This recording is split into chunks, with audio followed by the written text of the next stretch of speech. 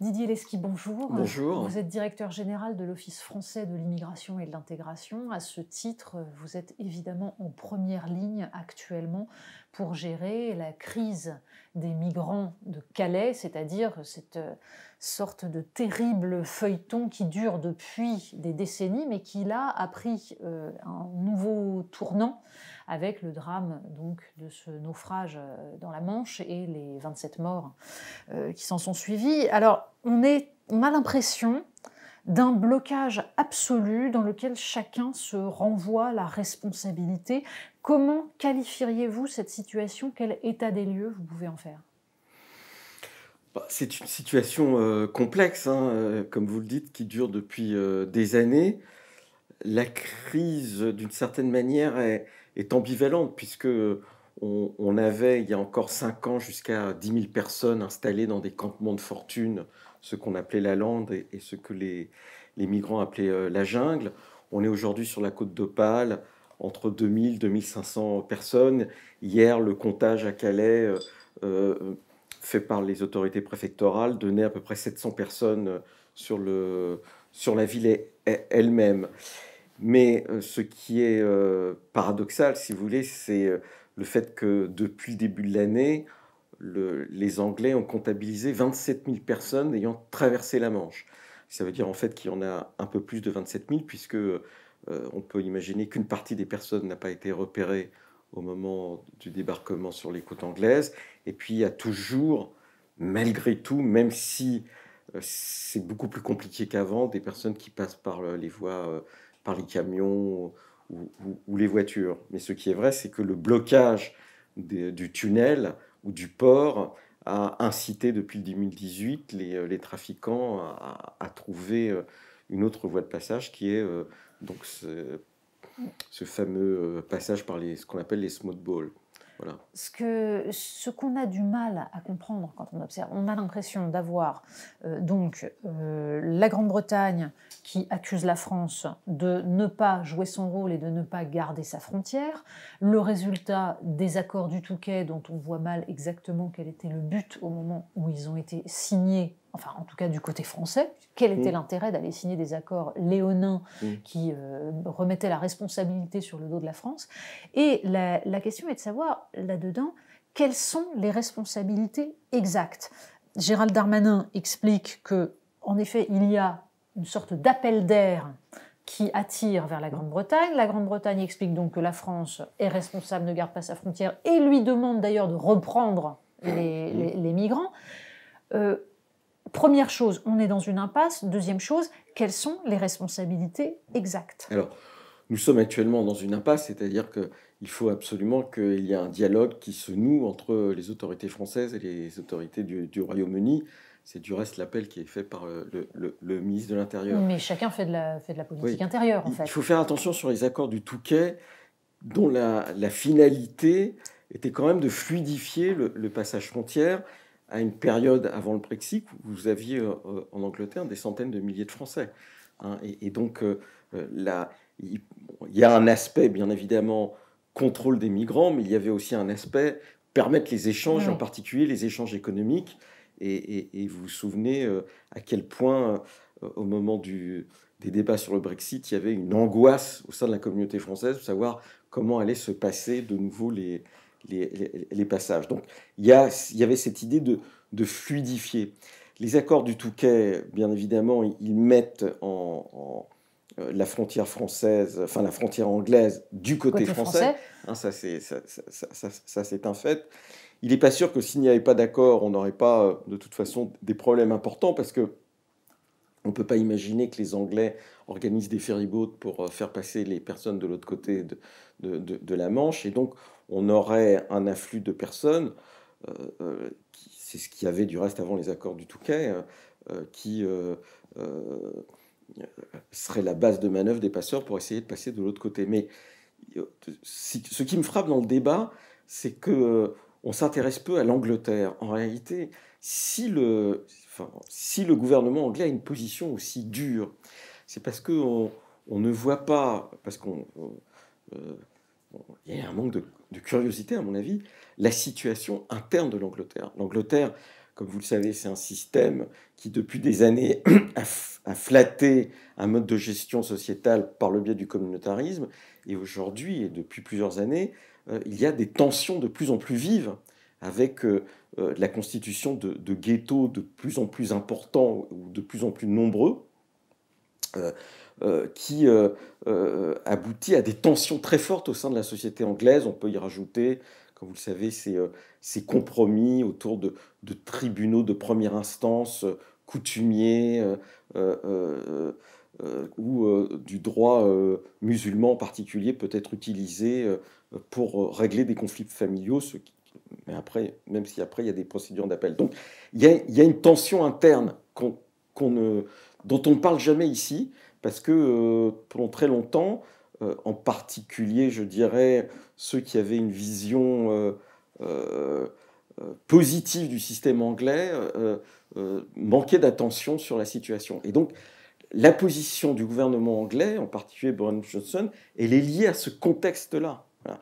Et donc, ce que souhaitent faire les Anglais qui ont une immigration légale importante, hein, il ne faut pas l'oublier, il n'y a pas qu'en Angleterre une demande d'asile, même si la demande d'asile est le tiers de la demande d'asile en France, à peu près 30-35 000 personnes, il y a une immigration légale particulièrement importante, et ce que souhaite le gouvernement anglais, manifestement, c'est de ne pas en rajouter avec la demande d'asile, donc de demander à la France de reprendre les migrants qui arriveraient chez elle. La situation pour la France, elle est compliquée, parce que si on ne fermait pas d'une certaine manière la frontière, c'est-à-dire si on ne respectait pas les obligations que nous avons dans le cadre du système européen, qui fait que chaque pays est responsable de la frontière de l'Union quand il est un pays frontalier de l'Union. Or, la France est aujourd'hui un pays frontalier de l'Union. Mais si la France ne maîtrisait pas la frontière un minimum, eh bien, elle pourrait se retrouver confrontée à des pays à l'intérieur de l'Union et d'autres pays que la France au bord de l'Union, mais à l'intérieur de l'Union, on pourrait imaginer, par exemple, que les Italiens ne contrôlent plus du tout la frontière, alors qu'aujourd'hui on l'a remis en place depuis les attentats, ou pareil pour les Espagnols. Et puis, vous voyez bien ce que ça voudrait dire vis-à-vis, par exemple, du Bélarus, à qui on demande de contrôler la frontière, et qui pourrait dire, mais regardez, même la France ne la contrôle pas vis-à-vis de l'Angleterre. Donc en gros, si je vous suis bien, on se retrouve dans une situation assez effarante où l'Union européenne voit des migrants affluer sur son territoire, mais elle doit les garder par honnêteté et pour ne pas jouer avec cette difficulté, cette position vis-à-vis des migrants. En gros, nous n'allons pas faire ce que fait Loukachenko, c'est-à-dire que l'immigration est devenue une arme pour les uns. Si l'Europe veut garder un minimum de dignité, elle ne peut pas agir comme ça. Elle est échec et mat ? Alors, elle est échec et mat, je ne crois pas. Par ailleurs, il faut distinguer les situations à Calais des personnes présentes, parce que et c'est pour ça que c'est un problème européen, c'est pas simplement un problème entre la France et l'Angleterre. À Calais, en particulier, mais à Grande-Synthe, vous avez d'autres publics, mais à Calais en particulier, nous avons beaucoup de personnes qui ont été déboutées d'Allemagne ou de Suède, et qui parlent allemand, par exemple. Et donc, il y a un sujet qui est commun à l'ensemble des pays et qui est européen, et qui est lié au dysfonctionnement de ce qu'on appelle le règlement Dublin, et qui fait qu'une décision négative prise dans un pays n'est pas reconnue par un autre pays, ou n'empêche pas de redéposer une demande d'asile, mais aussi lié au fait que théoriquement, c'est l'Allemagne qui est en charge de gérer ceux qu'elle a déboutés, et donc on devrait renvoyer les personnes en Allemagne ou en Suède. Ça ne fonctionne pas, et donc il y a une discussion à avoir, en particulier pour des nationalités où on sait que c'est très difficile de les renvoyer dans le pays d'origine. Je pense aux Soudanais, aux Érythréens, déboutés d'Allemagne qui sont à Calais. Et puis il y a des personnes qui ont indéniablement des liens familiaux avec des personnes en Angleterre. Au moment du démantèlement de la lande de Calais en 2016, il y avait des officiers de l'immigration anglaise qui étaient présents à Calais et qui discutaient avec les personnes pour discuter avec elles de la réalité des liens familiaux. Ce qu'il faudrait, c'est que les Anglais acceptent de rediscuter des situations où les liens familiaux peuvent être avérés. Et puis, il restera une troisième catégorie, ce sont les personnes qui ne relèvent pas peut-être de l'asile, mais il faudra le vérifier, soit si elles acceptent de déposer l'asile en France, soit dans un système avec les Anglais, et à ce moment-là, il faudra voir exactement ce qu'on fait. Mais échec et mat, pas totalement, situation difficile, indéniablement. Donc, en fait, ce que vous êtes en train de nous expliquer, c'est que cette situation sur laquelle on se focalise actuellement révèle tous les dysfonctionnements de la gestion de l'immigration en Europe. Par exemple, vous nous citiez le cas de l'Allemagne.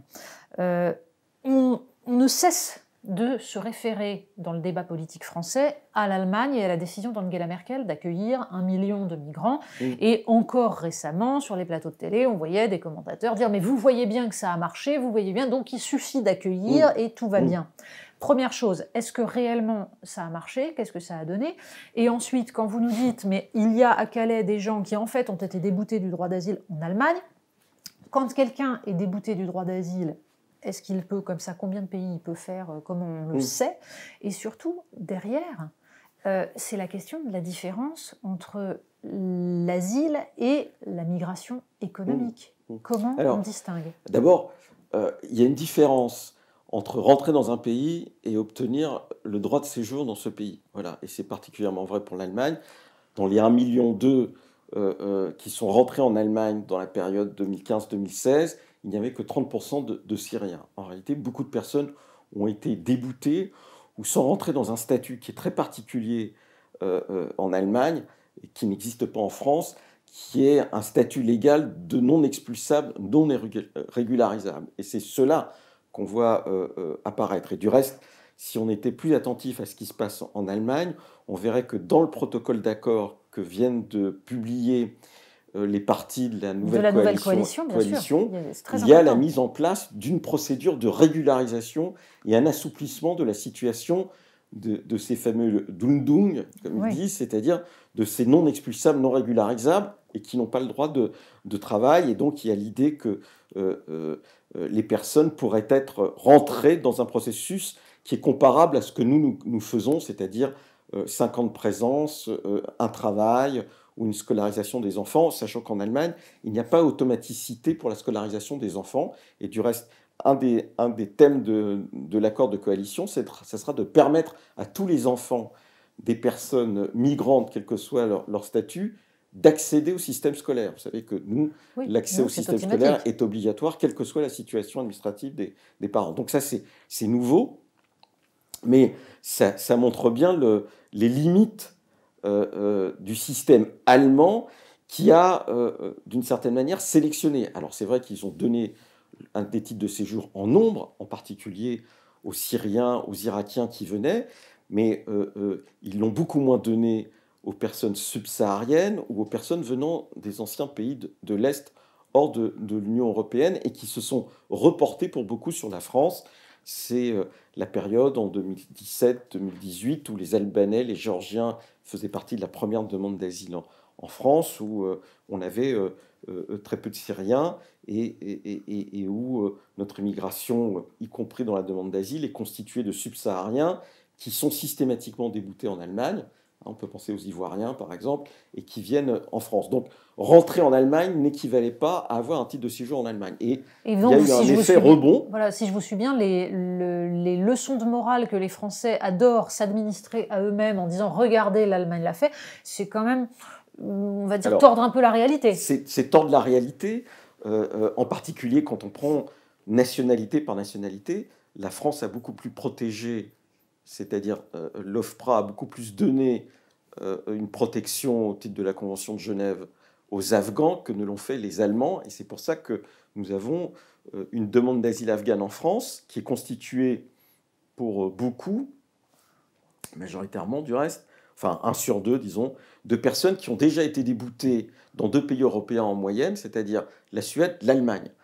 Et vous avez des Afghans, des jeunes Afghans qui parlent allemand. Et du reste, dans l'accord de coalition, on a quelque chose qui va peut-être alléger le fardeau de la France, c'est l'ouverture pour tout jeune de moins de 27 ans qui peut arguer de 3 ans de présence en Allemagne et d'un début d'intégration, c'est-à-dire en réalité pour les Allemands de parler l'allemand, eh bien de pouvoir accéder à une procédure de régularisation. Ça permettra sans doute, il faut voir dans la durée, de faire baisser l'arrivée de ces jeunes Afghans qui constituent aujourd'hui notre première demande d'asile en France. Et donc le problème pour nous, c'est que, et c'est dans le débat public, c'est qu'on a été d'une certaine manière stigmatisé parce que on nous a accusés de ne pas accueillir, alors qu'en réalité, les personnes ne voulaient pas venir en France parce que l'Allemagne avait des capacités financières très importantes et surtout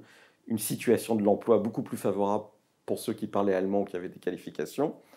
Et aujourd'hui, et depuis 2 ans du reste, on est touché en rebond par ceux qui sont rentrés en Allemagne et qui sont très souvent, comme je viens de le dire, le Conseil d'analyse économique, qui là encore a été peut-être lu trop rapidement, moins formés que ceux qu'on trouve en Allemagne et donc beaucoup plus difficilement intégrables sur notre marché de l'emploi. La force des Allemands, c'est d'avoir beaucoup plus de personnes qualifiées qui viennent soit du Moyen-Orient, soit d'Europe de l'Est. Ça, on va y venir à la question de la qualification.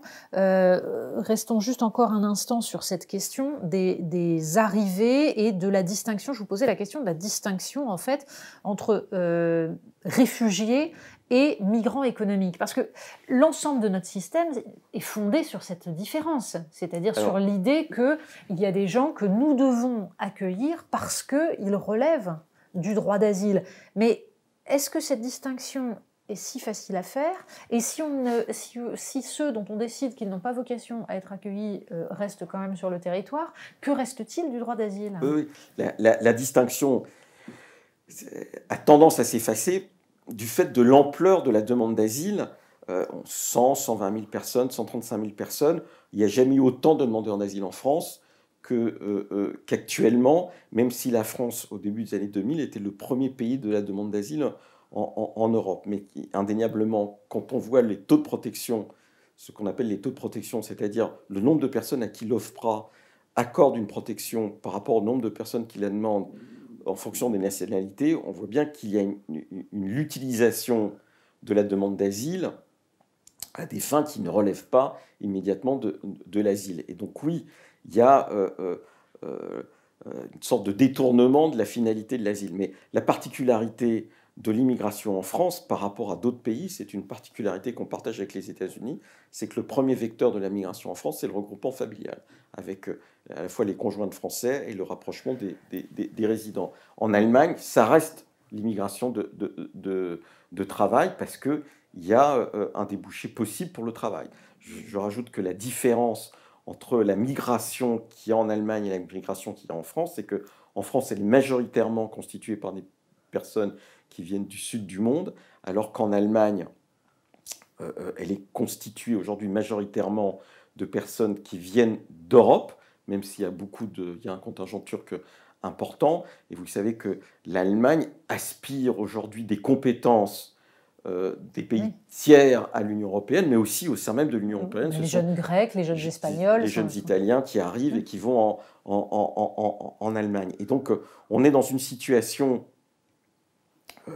mais qui pourrait s'appliquer à la France pour certains métiers, hein, que d'aucuns pourraient appeler un peu post-colonial, hein, mais interne à l'Europe, c'est-à-dire l'économie allemande utilise des personnes dont elle n'a pas payé la formation et qui viennent alimenter son système économique et dont on sait la vitalité en matière d'exportation en particulier. C'est d'ailleurs un des fondements de la plateforme d'accord de la coalition dont vous parliez à l'instant, puisque en gros le patronat allemand explique qu'il faudrait 400 000 immigrés par an pendant 10 ans pour répondre aux besoins de l'industrie allemande, et tout le but de la politique migratoire allemande est tourné vers ça. Oui, et là encore, il y a quand on lit le document qui a été traduit immédiatement par une revue qui s'occupe de ces questions, le chapitre immigration commence par la réaffirmation qu'il faut diminuer en Allemagne l'immigration irrégulière,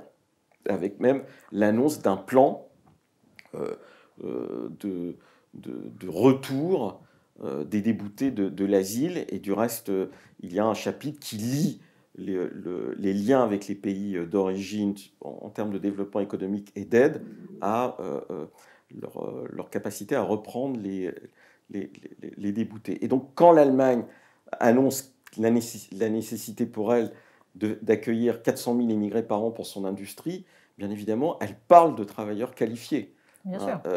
Ce n'est pas les personnes non qualifiées, si vous voulez. Et donc là, il y a un problème pour d'autres pays européens, en particulier pour la France, c'est justement cette capacité d'absorption et d'aspiration des compétences, hein, qu'on les trouve soit au sein de l'Union, soit à l'extérieur de l'Union et même dans le tiers-monde, alors que nous sommes aujourd'hui dans une situation un peu plus difficile. Nous avons aspiré des compétences.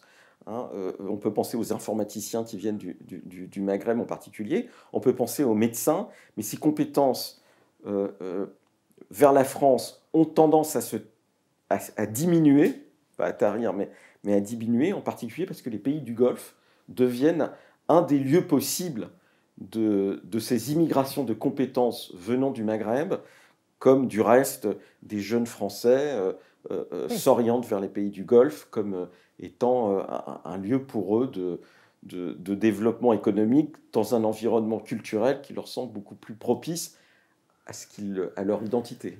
Donc, en gros, vous êtes en train de nous dire qu'on n'a que les inconvénients du système. Non, mais si je vous suis bien, l'Allemagne aspire des compétences. Elle a donc une immigration qui va favoriser encore son économie. Et nous nous retrouvons donc avec une immigration qui est une immigration, en fait, non choisie, une immigration de gens qui vont être plus difficiles à intégrer parce qu'ils n'ont pas forcément les compétences pour trouver du travail. Comment on se débrouille avec ça ? Je dirais que ce n'est pas simplement moi qui le dis. Je veux dire, je ne fais que lire les études. Et par exemple, c'est l'intérêt de la note du Conseil d'analyse économique de rappeler ça. C'est-à-dire des difficultés qui s'accumulent, d'avoir une immigration peu variée géographiquement, c'est-à-dire venant du Maghreb et d'Afrique en grande majorité quand elle n'est pas européenne, et d'être peu qualifiée. Et dans une situation globale où la charge de l'accueil est mal répartie, c'est-à-dire dit de manière plus directe, les immigrés arrivent dans les mêmes zones, la Seine-Saint-Denis étant le cas typique, avec des emplois peu qualifiés qui ont disparu et donc des perspectives de travail qui sont en grande diminution. L'exemple type, c'est l'industrie automobile. Hein. Je rappelle qu'en Seine-Saint-Denis, on a fermé les usines automobiles et qu'elles se sont délocalisées au Maghreb. Hein. Et donc là, on a une difficulté. On peut penser aussi à l'informatisation des caisses, qui est une perte d'emploi moyennement qualifiés ou peu qualifiés, qui étaient des débouchés de travail. Et donc, on a une crise de l'emploi très forte, mais on n'est pas le seul. Je veux dire, il ne faut pas non plus qu'on s'auto-flagelle trop. Si vous regardez la situation de la Suède, qui a beaucoup accueilli des immigrés, en particulier dans la demande d'asile, il y a aujourd'hui une crise de l'intégration en Suède qui est même par endroits beaucoup plus violente que celle que nous connaissons, parce qu'ils ont moins l'habitude de l'immigration que nous. Hein, et nous, on a un mécanisme. Et puis la deuxième chose, dans la difficulté de l'accueil, c'est la crise du logement. Et le fait que notre production de logement n'arrive pas à répondre aux besoins dans les zones où s'accumulent les populations. Et vous savez bien qu'un des problèmes dans certaines zones, c'est l'utilisation du logement privé comme logement social de fait, avec une dégradation de l'environnement pour les personnes qui ont acheté et qui voient leurs biens se dévaluer. C'est le problème de Clichy-sous-Bois, puisque c'est le symbole qu'on ajoute souvent, mais vous avez ça aujourd'hui à Épinay, à Aubervilliers, dans des tas de coins de France. Donc ce que vous êtes en train de nous dire, c'est qu'en fait, on ne peut pas penser la politique migratoire actuellement si on la décorrèle de la question de la désindustrialisation, et donc de la nécessité d'avoir des emplois peu qualifiés. C'est d'ailleurs extraordinaire. C'est en fait le résultat de ce discours aberrant des années 90 où on nous disait c'est la société de la connaissance, on va supprimer les emplois non qualifiés, tout le monde en France aura des emplois qualifiés. On a besoin d'emplois non qualifiés dans un pays. Ça, c'est le premier point. Deuxième point, la répartition sur le territoire.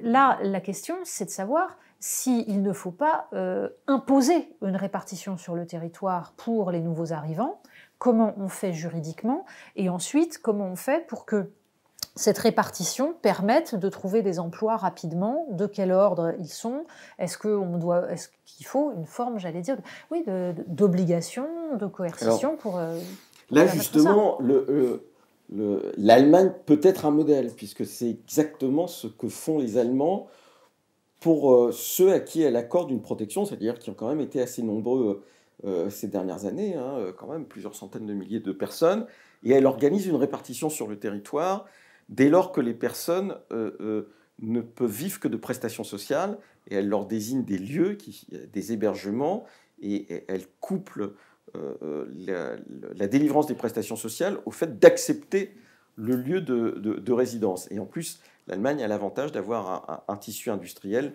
beaucoup plus large que le nôtre, et donc il y a une capacité à intégrer les personnes en même temps en les répartissant sur leur territoire. Ça ne veut pas dire que ça ne pose pas des problèmes. Il y a des zones en particulier dans l'ancienne Allemagne de l'Est où des tensions se sont fait jour, hein, avec même l'apparition d'un courant d'extrême droite fort, mais globalement, il y a quelque chose qui fonctionne. Nous, on n'a pas ça. Mais pourquoi? C'est ça que j'arrive pas à comprendre. Alors, pourquoi aucun on n'a pas ça politique parce qu'on est plus imprégné dans le débat public avec cette idée de la libre circulation et de la libre installation des personnes. Nous le faisons depuis plus d'un an pour les demandeurs d'asile que nous orientons, par exemple, à partir de l'Île-de-France, systématiquement en région, mais dans les centres d'hébergement de demandeurs d'asile. On fait 1600 orientations par mois vers les régions. Mais ce n'est valable que pour les demandeurs d'asile. Une fois que les personnes ont obtenu le statut de réfugié, elles vont où elles veulent. On espère qu'en ayant orienté les demandeurs d'asile, on aidera les personnes à rester plutôt là où elles ont été hébergées comme demandeurs d'asile. Mais en ce qui concerne les autres immigrations, c'est-à-dire le regroupement familial, il y a une difficulté, si ce n'est une impossibilité, à répartir, puisque les personnes rejoignent quelqu'un qui est déjà installé. Mais tout ça renvoie aussi à la mobilité globale dans le pays, puisque, par exemple, actuellement, les couches sociales qui, je dirais, se délocalisent des zones urbaines denses sont les couches sociales supérieures qui vont actuellement dans l'ouest de la France et qui font monter le prix de l'immobilier dans ces zones. C'est absolument pas les gens qui auraient besoin de sortir de ghetto. Voilà. Et dans le même temps, dans ces zones, on a un taux de chômage qui est bas et on aurait besoin de travailleurs moins qualifiés ou peu qualifiés. Revenons sur la question du regroupement familial, parce que justement là aussi on entend des débats, on a des candidats à l'élection présidentielle qui disent qu'il faut arrêter le regroupement familial, etc. Première chose, comment on définit exactement le regroupement familial? Parce que vous disiez, il y a des Français qui font venir un conjoint, une conjointe étrangère. C'est-à-dire, est-ce que ce sont des Français en fait d'origine immigrée qui se sont mariés dans leur pays d'origine ou pas? Parce que ça change en fait la perception qu'on a de ce que sont ces mariages mixtes. Bien évidemment. D'abord, dans ce qu'on appelle le regroupement familial, le premier contingent, c'est le rapprochement des conjoints de Français. Bon. On est un pays, et ce n'est pas le cas dans les autres, où il n'y a pas de conditions à remplir pour les conjoints de Français. C'est-à-dire, il n'y a pas de conditions de ressources, il n'y a pas de conditions de logement. Ce qui est peut-être pas une très bonne idée. Si les autres mettent des conditions, c'est peut-être qu'il y a une raison. C'est une des choses en débat. Et donc là, il y a cela. Et puis il y a le rapprochement des conjoints de résidents qui n'ont pas la nationalité française. Alors, dans le premier contingent, est-ce que ce sont les Français qui font rapprocher leurs conjoints? Sont-ils des Français issus de l'immigration qui peuvent être nés en France ou des Français qui ont acquis la nationalité française? Il y a une forte proportion de personnes qui qui relèvent de cette catégorie. Hein, et donc, du coup, mais c'était les études qui ont été faites, en particulier par Michel Tribala, enfin, on voit bien, quel est le degré de mixité, et est-ce qu'on la mesure simplement à partir de la catégorie juridique, ou est-ce qu'on la mesure aussi à partir de l'origine, qui est tout à fait identifiable. Hein. Un immigré, c'est quelqu'un qui est né étranger à l'étranger, mais qui peut avoir acquis la nationalité française. Et nous, c'est vrai, nous sommes un pays qui, depuis de longues années, par rapport à d'autres, par rapport à l'Espagne, l'Italie, ou encore l'Allemagne ou la Suède, avons une tradition beaucoup plus ancienne pour permettre l'acquisition de la nationalité française. Hein, les travaux de Patrick Weil ont bien montré que tout ça n'était pas altruiste, mais était lié à l'effort de guerre.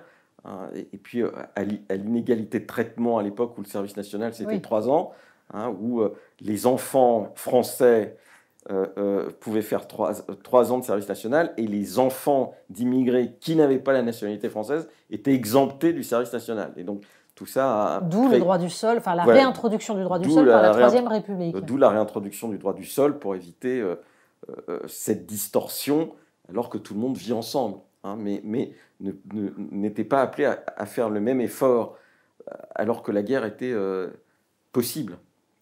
On voit en vous écoutant que parler d'immigration aujourd'hui en France devrait nécessiter une précision et un calme qui visiblement sont totalement absents de cette campagne présidentielle.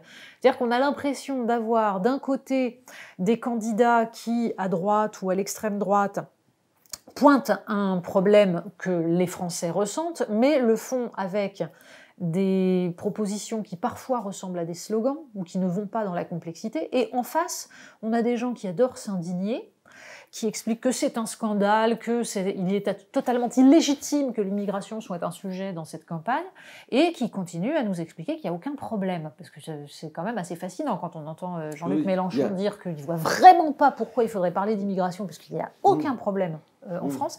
Comment on peut sortir de ça? C'est effarant à ce point-là. Oui, c'est ce que j'appelle ce grand dérangement de l'esprit. Voilà, il y a une sorte de grand dérangement où les camps s'alimentent l'un l'autre, soit en édulcorant les problèmes, soit en ne les abordant que d'une manière qui les rende aussi irrésolvables, si vous voulez, sauf à rentrer dans des distorsions juridiques qu'ils n'assument pas complètement. Mais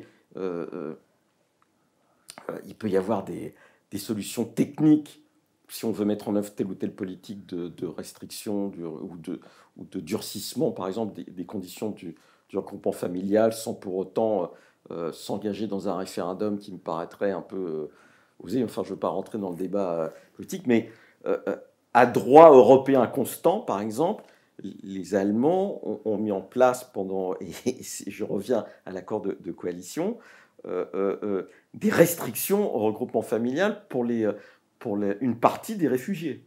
Hein, et là, ils disent qu'ils vont revenir là-dessus et qu'ils vont faire une loi. Mais donc, on voit bien qu'il y a des possibilités de jeu à l'interne même du droit européen sans nécessairement dire qu'on le remet totalement en cause. Mais ça demande de la précision technique que le débat ne permet pas toujours. Et puis, l'autre volet, il est quand même issu en grande partie de personnes qui ont cette particularité de vivre dans des zones où, à leur corps défendant, en tout cas peut-être au corps défendant de leurs élus, hein, le prix du foncier, ce qu'on appelle la gentrification, a fait disparaître une partie de l'immigration et disparaître les catégories sociales laborieuses. Paris étant l'exemple type. Hein, au début des années 60, Paris, c'est 500 000 ouvriers. Hein, moi, j'habitais à Belleville. Dans le 11e, on avait toute une série d'industries, de petites industries de la métallurgie. C'est pour ça qu'il y a du reste la maison des métallos. Hein, bien sûr. Et aujourd'hui, tout ça a disparu pour laisser place à une gentrification, comme on dit en bon français, liée au prix du foncier. Et dans ces zones-là, bien évidemment, la question de l'accueil ne se pose pas vraiment autrement que de manière théorique, si je puis dire. Hein, c'est peut-être exagéré, puisque dans le même temps où la part d'immigrés a diminué dans Paris, elle a considérablement augmenté en Seine-Saint-Denis par un transfert. Hein. Et c'est en Seine-Saint-Denis et aujourd'hui dans le Val d'Oise ou en Seine-et-Marne qu'on a des difficultés qui s'accumulent, crise du logement, crise du travail, crise de l'intégration, puisque l'autre phénomène de la ghettoisation, enfin, qui explique la ghettoisation, c'est la scolarisation des enfants. Hein, je rappelle qu'en Seine-Saint-Denis, c'est un des effets peut-être pas voulus par Lionel Jospin, un professeur des écoles sur deux n'habite pas la Seine-Saint-Denis, hein, près des 3/4 des enseignants du secondaire n'habitent pas la Seine-Saint-Denis, mais quand il y avait l'obligation pour les communes de loger ce qu'on appelait l'instituteur, eh bien cet instituteur mettait ses enfants à l'école où il enseignait, ce qui pouvait rassurer, je dirais, l'ensemble des parents sur le niveau scolaire de l'école, puisque l'instituteur lui-même y mettait ses enfants. Aujourd'hui, la fuite scolaire, elle est d'abord, et ça les études de François Dubé le montrent, d'abord le fait des enseignants. C'est les conséquences en fait de choix comme ça qui s'accumulent sont absolument vertigineuses. Le problème est de savoir est-ce qu'on peut inverser la mécanique aujourd'hui, par où il faut passer. Vous êtes, enfin, je veux dire, vous êtes directeur général de l'Office français de l'immigration et de l'intégration. Je vois pas bien comment on peut aujourd'hui rassurer les Français sur l'immigration si on oublie systématiquement ce volet intégration. C'est-à-dire que là, le discours qu'on leur tient actuellement, c'est « n'ayez pas peur sur l'immigration, c'est scandaleux et c'est de la xénophobie. En revanche, une fois que les gens sont là, tout va être fait de la part d'associations, d'idéologues, de la part même d'une part du discours médiatique pour dire ces gens-là ont le droit de garder leur culture, de garder l'ensemble des mœurs qui sont les leurs. Du coup, on est en train d'envoyer un discours, d'envoyer un message aux Français qui est de dire dans certains endroits, vous allez être en gros minoritaire culturellement sur le territoire français. Est-ce que ça peut tenir ? C'est sûr que là, ça veut dire on a un problème qui est majeur et qui est amplifié, je dirais, à la fois par la technique et peut-être par notre manque d'exigence. Je reprends, par exemple, de nouveau, parce que je viens de le lire, le programme de la coalition, mais il y a et l'Allemagne peut être inspirante, même si de temps en temps on l'utilise pour nous culpabiliser. Mais par exemple, l'obligation du niveau de langue pour obtenir un premier titre de séjour, c'est-à-dire l'obligation d'avoir le niveau A1, justement, dans le cadre du regroupement familial, bah, ça me paraît des mécanismes qui pourraient nous inspirer, sachant qu'un des facteurs de l'intégration, c'est quand même de partager la même langue, c'est-à-dire la capacité, à travers la langue, de pouvoir participer à une citoyenneté collective, hein, qu'elle soit sociale ou qu'elle soit politique.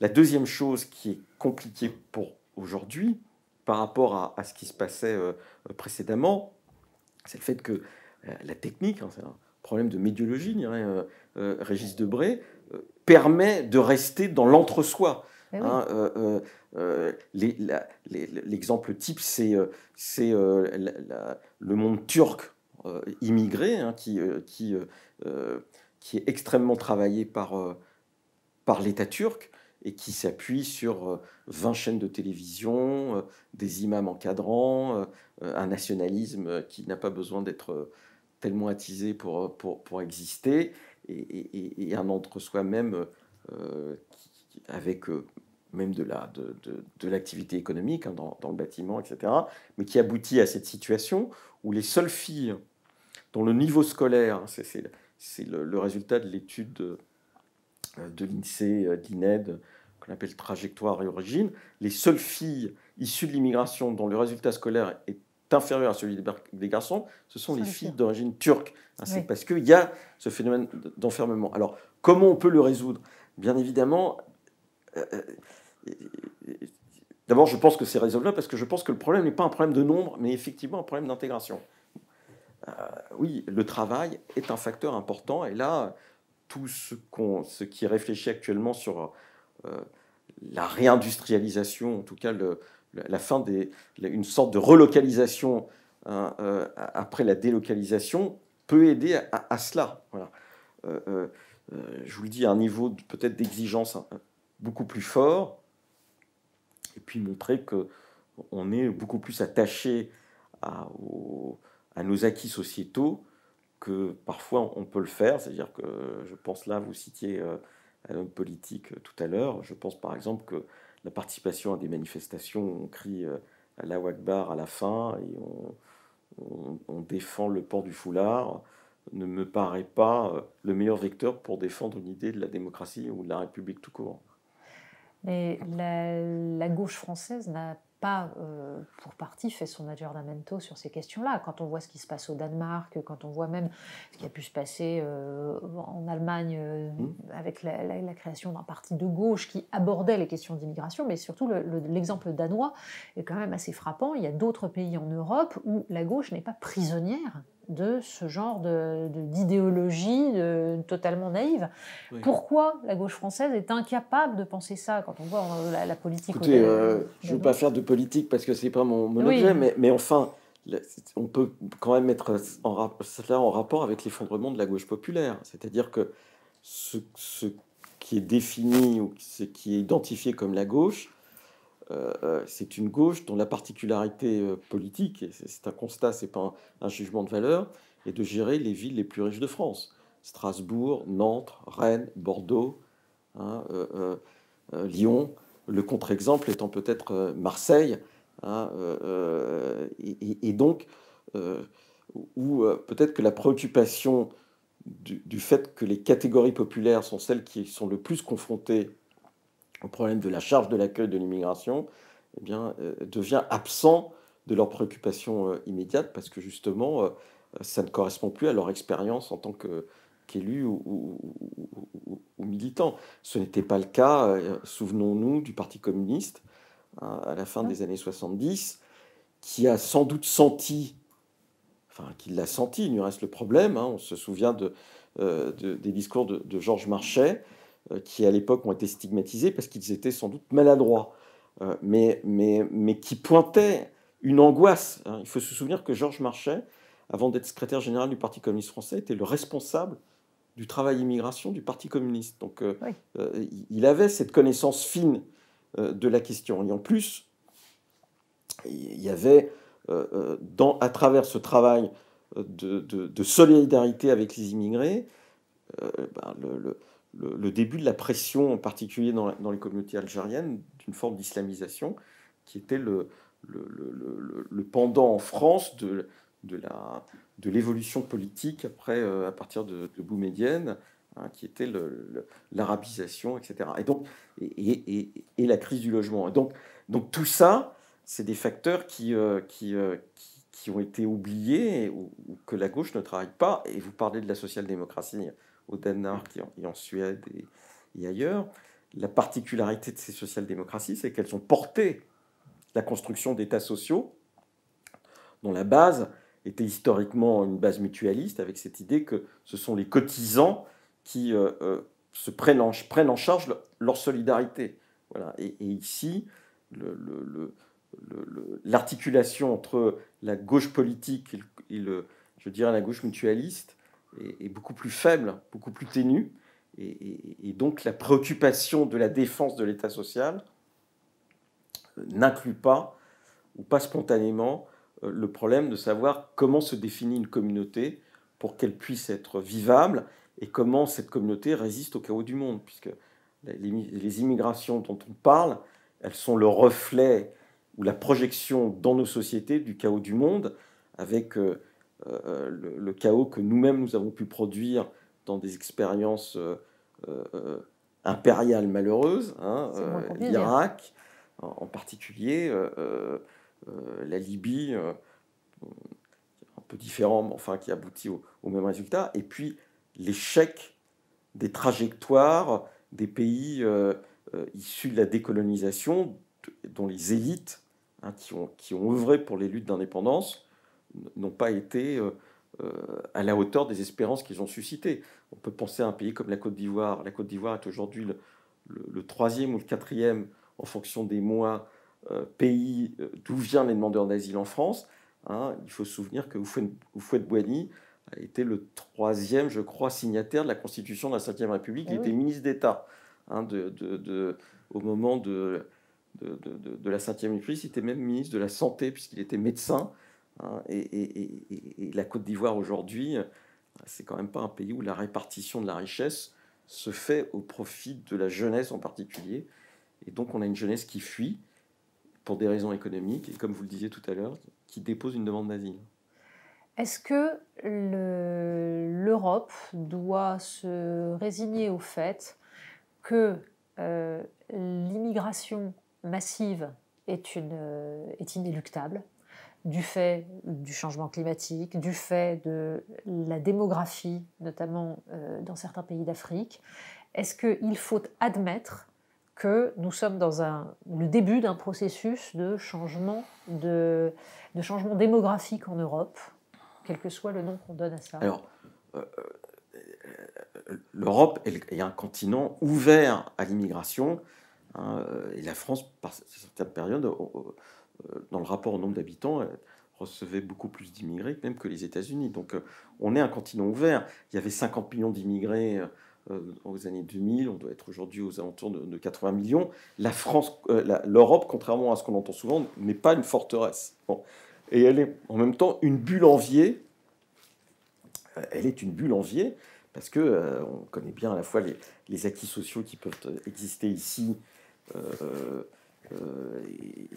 les acquis démocratiques. Elle est une bulle enviée et dans une évolution globale démographique du monde qui explique l'ampleur des flux, hein, puisque on ne peut pas simplement raisonner en proportion, mais aussi en ampleur. Au moment de la décolonisation dont je parlais tout à l'heure, l'Afrique, c'est 300 millions de personnes. Hein, aujourd'hui, c'est 1,4 milliard. Le Nigeria, ça va être 400 millions. Ça va être le premier pays anglophone du monde dans quelques années. Donc, il y a une pression qui se fait. La difficulté pour nous, c'est que ce que nous sommes, les qualités que nous avons, font qu'on s'oriente beaucoup plus facilement vers nous que vers d'autres. De manière un peu abrupte, après le 15 août de cette année, après la chute de Kaboul, l'ambassade de Chine est restée ouverte. Je n'ai pas lu qu'un seul Afghan soit précipité de l'ambassade de Chine pour demander un visa vers Pékin, si vous voulez. Hein. Voilà, et c'est ça la difficulté. Alors, est-ce que c'est inéluctable? En tout cas, c'est déjà une réalité. Est-ce que les enjeux climatiques vont augmenter les migrations? Il faut quand même se souvenir que l'essentiel des migrations reste des immigrations de proximité. Même si en volume, on a de plus en plus de gens qui arrivent en Europe, l'immigration climatique reste pour l'instant de proximité. Et puis, on a déjà eu des tensions climatiques. Je veux dire, les moussons, ça existe depuis longtemps et ça ne génère pas forcément des grandes migrations intercontinentales, si vous voulez. On va voir. Moi, de ce point de vue-là, je reste quand même très... peut-être ma culture de jeunesse très marxiste. Je pense que l'humanité ne se pose que les questions qu'elle peut résoudre. Donc je pense que la crise climatique est quelque chose qu'on pourra résoudre. Oui, mais l'expression grand remplacement, c'est de façon assez hallucinante invité, imposé dans le débat politique et médiatique. Et en fait, ce mot est repris sans doute par certaines personnes, non pas avec sa charge idéologique, mais parce que c'est une façon pour beaucoup de gens de dire cette espèce de question qu'ils se posent, qui est la question du droit pour une civilisation de se perpétuer. Et quelles sont les conditions de sa perpétuation? C'est-à-dire, en gros, est-ce que l'Europe peut se perpétuer en tant que civilisation dans un cadre qui est un cadre d'immigration qui, de toute façon, est en partie inéluctable? Oui. Par ailleurs, tous les pays d'Europe ne sont pas au même niveau, si vous voulez. Et donc, la question de cette perpétuation culturelle, c'est-à-dire, en fait, de la défense de ce qui a été construit au fil des décennies par les générations antérieures, hein, elle ne se pose pas de la même manière dans les pays d'Europe de l'Ouest qui ont une longue tradition d'accueil de l'immigration et dans les pays d'Europe de l'Est où l'identité est beaucoup plus durcie et où les immigrations qui arrivent ont moins d'écart culturel que les immigrations qui peuvent arriver ici en Europe et en particulier en France. Dit de manière différente, les Ukrainiens qui arrivent en Pologne, du reste pour remplacer les Polonais qui sont partis, ils sont culturellement beaucoup plus proches Oui. que les personnes qui viennent du monde arabe ou arabo-musulman et qui arrivent en Europe et en particulier en France. Parce que dans cette crise de l'identité que nous avons, il y a le sentiment qui correspond en réalité que les écarts culturels entre les pays de départ et les nôtres se sont agrandis. Mais oui. Et donc, comment on arrive à régler ce problème qui est légitimement angoissant pour en particulier les catégories sociales, dont, comme disait Jaurès, la patrie est le trésor principal, hein, eh bien, c'est d'être ferme sur ce que nous sommes, c'est-à-dire être ferme dans la défense de nos acquis politiques, de nos acquis culturels et de nos acquis sociaux face à ceux qui veulent les remettre en cause ici et maintenant. Voilà. Mais une fois dit ça, est-ce que j'ai la solution ? Je ne l'ai pas, si vous voulez. Mais ce dont je suis certain, c'est que ne pas réaffirmer ce que nous sommes est la meilleure manière pour engendrer de l'angoisse de plus en plus continue dans certaines catégories de la population avec les accidents démocratiques que cela peut engendrer. Vous pensez que cette élection présidentielle permettra de poser ces problèmes ? On a vu que le sujet de l'immigration s'est imposé même de façon totalement hypertrophiée en début de campagne. Est-ce que c'est un feu de paille et que maintenant on va siffler la fin de la récréation, enfin que les médias vont siffler la fin de la récréation et dire maintenant on parle d'autre chose et on aura effacé tout ça ? Ou est-ce que ça aura permis à un moment donné de poser quelques problèmes et peut-être de changer l'action politique ? On va voir, je pense que je suis pas sûr je pense que le thème peut être mis sous le boisseau. Je pense que il y a des catégories sociales ou des zones d'habitation où ça ne peut pas être mis sous le boisseau. Et donc, peu ou prou, ça va continuer à apparaître. Je peux prendre le problème dans tous les sens, mais le vote Rassemblement national est quand même en partie un vote d'angoisse sur les questions migratoires. Même si le discours est de plus en plus social, mais je ne pense pas que ça disparaisse. D'une certaine manière, la présidence française de l'Union à partir du 1er janvier a dans son agenda le sujet migratoire, puisque le président de la République souhaite qu'il y ait une révision, une amélioration du mécanisme Dublin. Il y a la question de la protection des frontières extérieures de l'Union ou des crises à la frontière, puisque Calais est devenue une frontière extérieure de l'Union. Et donc ça ne va pas arrêter. Et comme vous le dites, on aura, et on le voit, on a en Italie des arrivées de plus en plus importantes qui rattrapent la période Covid, hein, où elles avaient baissé. Et pour nous, Français, on a un sujet très particulier qui nous est propre, et c'est pour ça qu'on a peut-être du mal parfois à avoir un dialogue avec les autres pays de l'Union, c'est le problème de l'Algérie. La première nationalité qui débarque aujourd'hui en Espagne, ce sont les Algériens. Ce sont des jeunes Algériens dont on peut penser que l'échec du Irak est pour eux synonyme de fin d'espoir, et donc la France leur apparaît comme un débouché possible. Mais cette jeunesse algérienne, elle est moins francophone que précédemment, et surtout, elle peut être confrontée à des difficultés majeures. Mais le sujet pour nous, c'est de savoir si la crise de l'État algérien va amplifier ou pas ces migrations, sachant que 90% de l'immigration algérienne qu'on trouve en Europe est en France, hein, et que ce débat-là, eh bien, il va être présent, puisque en mars prochain, ça sera le 60e anniversaire des accords d'Évian. Et sachant que cette jeunesse a été élevée dans un ressentiment contre la France qui ne va pas aider à son intégration. Oui, c'est ce que Mohamed Harbi appelle un effondrement culturel algérien. Mohamed Harbi étant l'ancien dirigeant de la Fédération de France du FLN et un des derniers militants de l'indépendance algérienne vivant et vivant en France, puisqu'il est interdit de séjour en Algérie. Écoutez, Didier Leschi, merci beaucoup. Nous essaierons de suivre un petit peu et de voir si cette campagne permettra de poser à peu près les problèmes tels que vous l'avez fait là. J'ai un énorme doute, mais on ne sait jamais. Voilà. Merci. Rentrer dans l'espérance, comme disait l'autre. Exactement.